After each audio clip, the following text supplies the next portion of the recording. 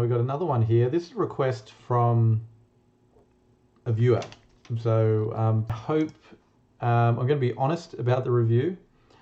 I know you like the boat. I've got some concerns, shall we say, but I guess that's why you're asking. And so just as a bit of a caveat, I guess, just my opinion, and obviously go and do what you want to do. So here we go. This is the boat, the Kittwake, and yeah, so you see it's sort of a classical Explorer Yacht design, rear saloon house, large front deck with mast and crane on the front deck, dry stack exhaust with your radar tower, etc. Portuguese bridge, which is nice. Rear deck on the main deck outside, and a larger rear deck on the upper deck. And a couple of things you notice about this is there is, well, we'll get to that in a second. There's a funny thing about the front deck there, and a couple of things about the back deck too. And in fact, there's a lot of funny things about this yacht, which we shall start looking at, shall we? So this is the website of the broker, Northrop and Johnson. I'll try and remember to put in the notes, but go take a look at them, give them some support. So this is a boat. So it's designer Bruce Washburn. For the builder is Washburn and Doughty. So I guess Mr. Washburn is also an owner of the builder. Engine Caterpillar 3406E, 450 horsepower, and a very interesting get home system. This is kind of cool. So we'll look at that in a second. Length 22.86 meters, 75 foot, 2002 built. So it's a relatively new boat, 102 tons, 6,000 nautical miles, and the price about 1.15 million US dollars, or 950,000 euros. So in terms of high level specs, it's pretty much got everything you could expect from, you'd want from a large Explorer. Good size, nice displacement, excellent range. 6,000 is very good. The price is in that sort of million dollar range. You can go more, but no need to. So in terms of interest, it's there so far.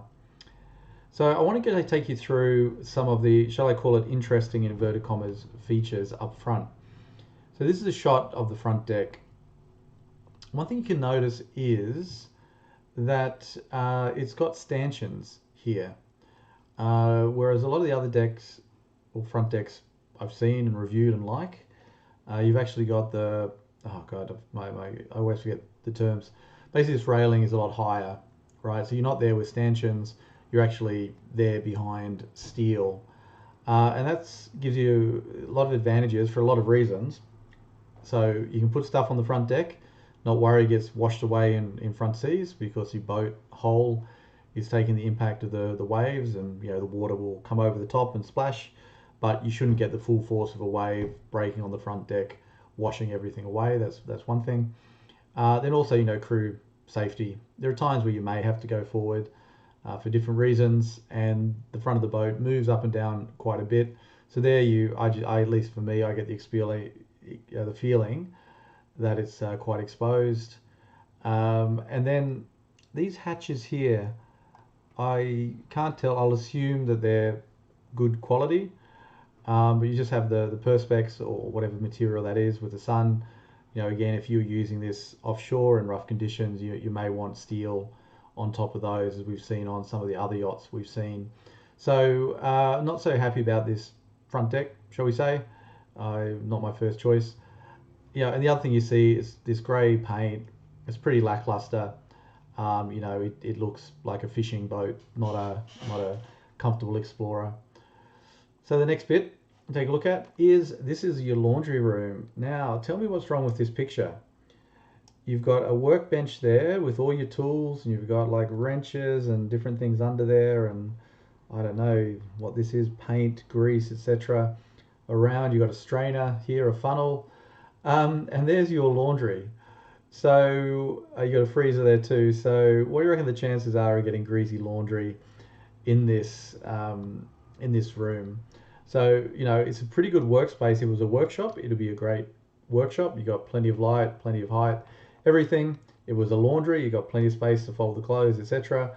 put together. I'm not convinced. It's a pretty big boat. I think they could have put that somewhere else. So for me, again, this is something you can change. It doesn't have to be this way. So it just looks like they've said, okay, where are we going to stick these washer dryer, and that's this place they found. Now the other one is that this is your access from your rear deck up to the top deck. Okay, you got a steel hatch there, you got a steel ladder. I mean, again, this is looking very commercial, very industrial, and is not perhaps the easiest way to move around the boat. So you do have two other options to get to the top. We'll see, and there's a staircase forward to the front of the Portuguese bridge.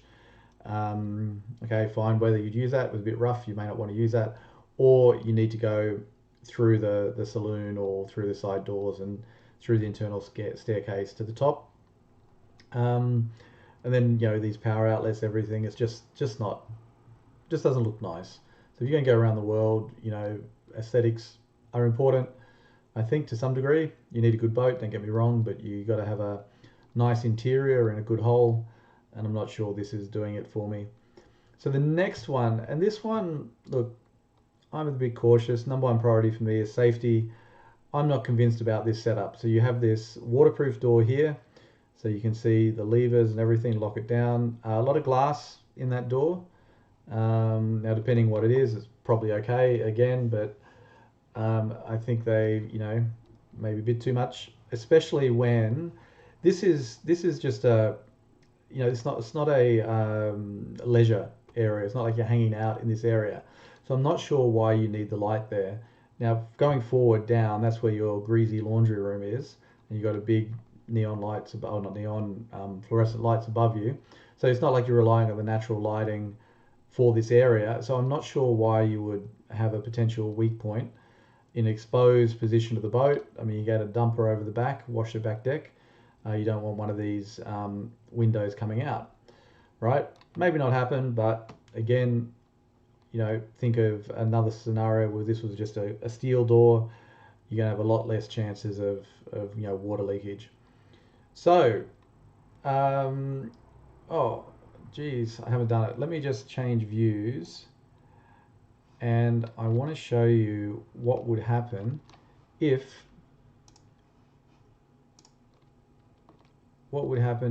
that water went down the back.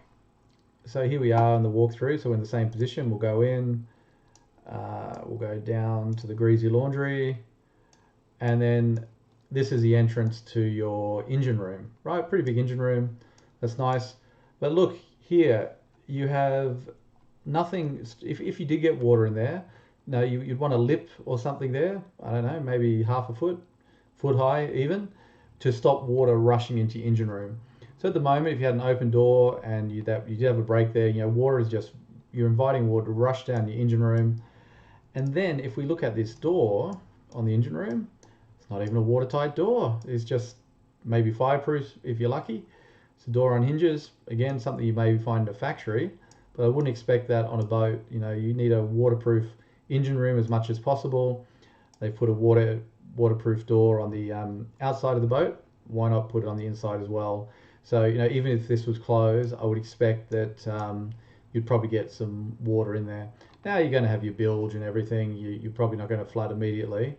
But again, it just depends on how bad things happening. And there can be a butterfly effect where one thing leads to another, and before you know it, you're in all sorts of trouble. I would just prefer that any water running in would be stuck in your greasy laundry. So there we go, some food for thought. We go back to my little presentation. So we'll come back to that in a second. The impression I get from this boat,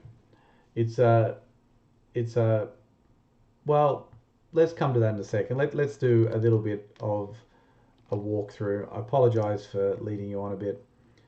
If we go to the gallery, we'll look through this. That's the outside we've already seen. Oops, let me change the scene. I apologize. Okay, so see if I zoom in just a little bit. Is that possible? No.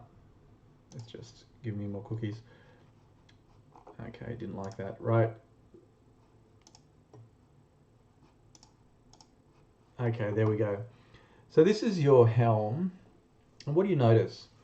So there's touches of wood. They use a lot of this laminate, and the floor looks like vinyl, and this chair, it doesn't even look like a proper ship's chair. It could be, maybe it's just a modern design.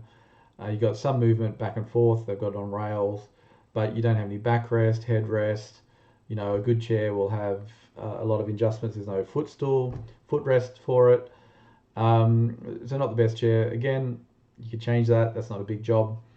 The layout of the bridge is pretty good. You've got your compass, you're steering from the center line. That looks like it could be a camera to your engine room. You got radios and engine monitoring, etc. up there. Looks like maybe a weather fax and navigation, etc. So look, it's a pretty well laid out engine room, but it's not, you know, for a private boat you go around the world. It just doesn't have a nice feel. Even the tops of this industrial grey. In here you've got a toilet, nice to have. It does block your rear view, so you'd want to have a rear camera or something to see. So when I've seen this before, you know, you maybe want the toilet off to the side a little bit. You know, it's nice to have a toilet, don't get me wrong, but this one seems to block any rear view you have. Not so important for out at sea, but you know, if you're navigating any place where there's commercial shipping traffic, is something you want. So here you've got, again, we're looking aft here, there's a toilet behind there. You have quite a nice navigation table there, big drawers, lots of storage for charts and your books and everything. I quite like that, it's good. And you've got your instruments down the side here, light. So it's pretty well set out navigation table. Not sure where you're going to sit. You have to navigate standing up, maybe. And let's go. So this is the side. I think this is the, I'm not sure. I honestly cannot say. I think that's the port side of the bridge. Now this is the kitchen. Again, look, it's pretty big. The headlining I like. It's some sort of, looks like soft white material, probably vinyl. And you've got, again, it's very white. You've got wood trim. But you know, you got this vinyl flooring, this linoleum kind of stuff stuck to the wall. It's just not attractive. Very functional, I'm sure, but it's just not attractive. I've seen a lot better interiors. So this is the other view. So very large seating area, which is nice. Again, it's a bit of a, you know, it's not all horrible. I'm making a bit of fun, bit tongue in cheek. There are some redeeming characteristics. There's nothing here which is fatal. Everything I've mentioned you could change if you wanted to. But yeah, this is quite a big seating area. It's nice. You got the lip on the seats, which keeps you bolstered a bit more. Big table. You've got the edges on it to stop things sliding off. So they've thought about a few things there. So this is the other view. So you're sitting at the kitchen table. No sofa, but you got two quite comfortable chairs. Fine. Again, it looks like you're sitting in a warehouse or something, but that can all be changed. Kitchen, I mean, nice stove. You do have a guard around it. Maybe you want something in interior to hold it, stop that sliding around, but it's not going to come off the top of the stove. Good ventilation system. You know, all the mod cons. So looking pretty good there. Here, cabins. Not sure exactly. I think this is going forward to the forward bathroom in the crew quarters. So they have a bulkhead forward, which is also your shower for the crew. Waterproof door. You got, what do you got there? You got 6 locking points in addition to the door handle. Downstairs, a bit of a desk, crew area to hang out.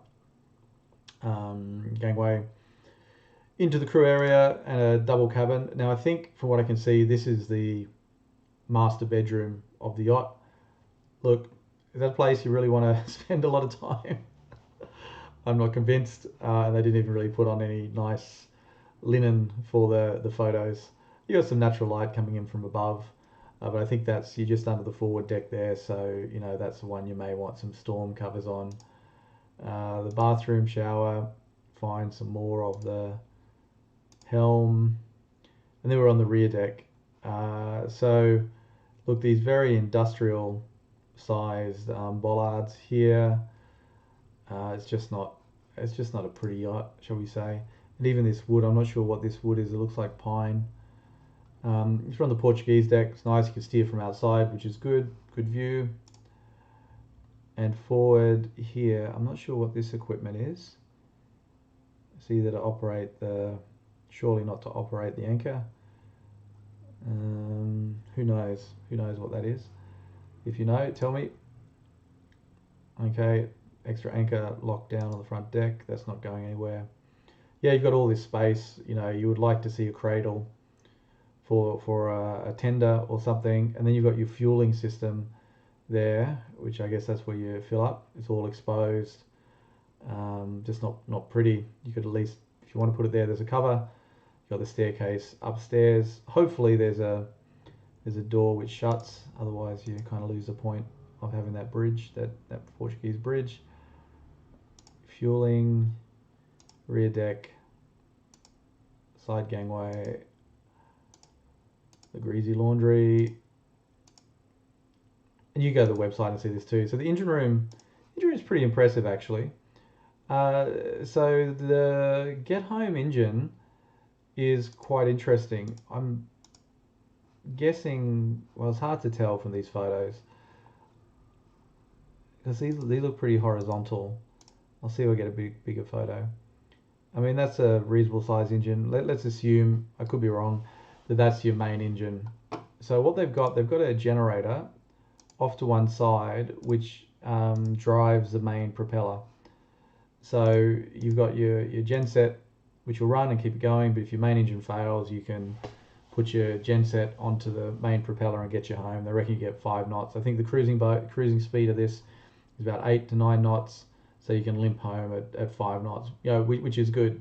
And therefore you don't have the drag or the extra maintenance of an extra drive shaft under the boat. So it's you know, probably not a bad system. Lots of storage. Here's your steering room. So yeah, plenty of access. Steering room, hydraulic lines, etc. So you got a lot of room. I mean, there's a lot of room dedicated to that engine room. And I think the conclusion I want to make from this is it looks like a leisure boat built by commercial boat builders. That was my initial thought before I went to this website, and this is the boat builder's website, and guess what? Looks like they make a lot of tugs. So it looks like the way they built it and the equipment and the materials used come straight off a commercial boat. So it's, you know, probably very functional, highly durable, etc. Cheap to maintain, but you know, if this is your dream to go around the world, I'm not sure you want to be on a boat that feels like you're in a tugboat. So yeah, it's an interesting. So look, it's probably got potential, the boat, but if you like it as it is, fine, do it. I think you'd fix your engine room door, maybe find another spot for your laundry. You know, make things a bit more comfortable if you could. I mean, everything is there. So we'll try and do a quick one today. So global traveller, 6,000 nautical miles. You know, that'll get you a long way. Definitely across. Definitely across the Atlantic. And from the USA, that'll get you pretty far south, down South America. You're never going to have problems. Good size. She's only 2 meters deep. I've said my preference, prefer deeper boats. You know, I've seen this size. Some with a 3 meter depth could be nice. And the interesting thing too on this is we haven't seen what it looks like under the water. Now that's really important. A lot of brokerages don't show you the hull, but ultimately that is what provides the most security, guarantees the way the boat behaves, the way it rolls. You want a nice easy motion on the boat, so we have no way of judging that. You'd have to see, you know, the photos. We'd have to ask for them, get some plans, etc. So you could actually understand how this boat is going to behave at sea. Right. Okay, so with the good, the bad, and the ugly. The good, it's a nice sized boat. It seems to be well engineered. If you look at the specs, you can see them on the website. It seems a pretty good build, good thickness of steel, good spacing of the frame. It seems to be pretty well equipped mechanically, and the instrumentation is there. So it's good heavy duty equipment with low hours, plenty of crew space. I think you sleep 8 in 4 cabins. You only have one double cabin. That's the owner's cabin. So if you did want another couple on board, that's something you may want to think about. Engine hours, I think it's got about 3,500 hours, so you got a lot of life left in those engines. The range is good, the age is good. It's got a get home system. So, if you wanted to take this around the world, it's definitely up to it, up to the job. The bad, I just find the interior, it's not easy to move about the boat. So, for example, you're coming off the back deck into the saloon, you're through the door, turn right, turn left, you're kind of dodging things. It's not necessarily the nicest. And again, you have an open door there with a staircase, steep staircase in front of you. You take the boat moves and you're in the wrong position. Do you tumble down the stairs? Hopefully not, but you need to think about these things. The boat in the harbour is very different from the boat in a moving seaway.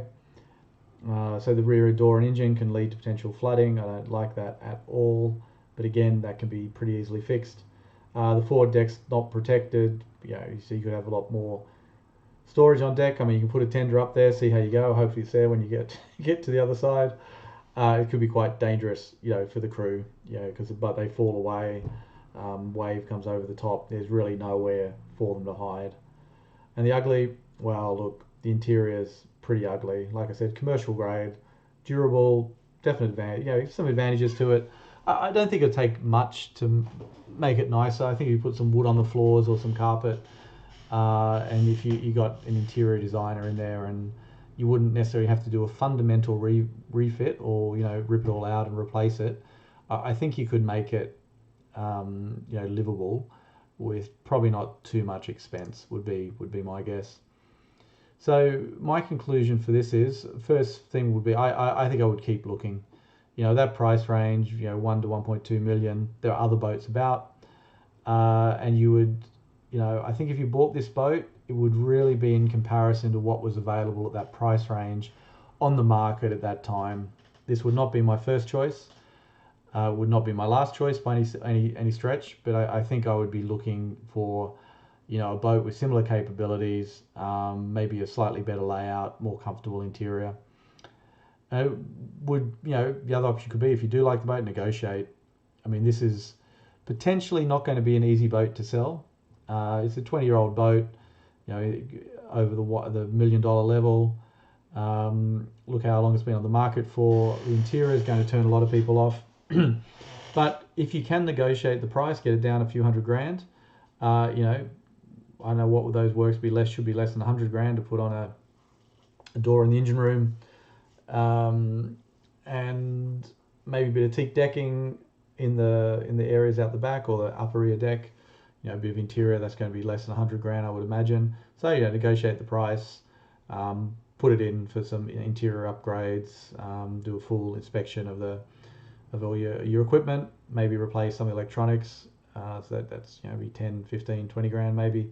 If you wanted to, I'm sure what's on there is good. And like I said, the upgrades, I've just gone through them. So, that would be my conclusion.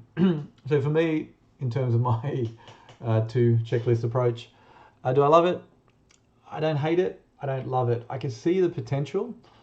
But I think, there's some things there, like that front deck, I just don't like that at all. And to raise the, my feet, the names escape me, the railings, let's call it that for today, the gunnels higher above the deck, or to lower the deck, for example, you're starting to get into some pretty big jobs, so you have to be willing to accept that deck. And you would have seen that on the rear, they have a tender hanging from here. Now I don't know. There's no crane there, so I'm not sure you can get that on the back deck. Maybe with a bit of effort, like you got your crane here, but there's no cradle, and like I said, it could be slightly exposed. So not sure. I think I would walk away from this at any price. And the check it.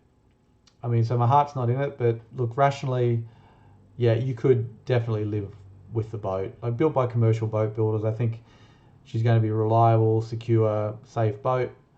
And you just have to, yeah. I mean, you can't decide the heart. That's for you guys. The rationale is depend what you want. But for me, I think on both, I would walk away from that boat. Okay, so I'm going to leave it there. Just a quick one tonight. Thanks very much, and thank you for the viewer who requested that. Had a bit of fun. Hopefully, I may be interested. Know, drop me a note. Tell me what you think if I got it wrong. Tell me your thoughts, etc.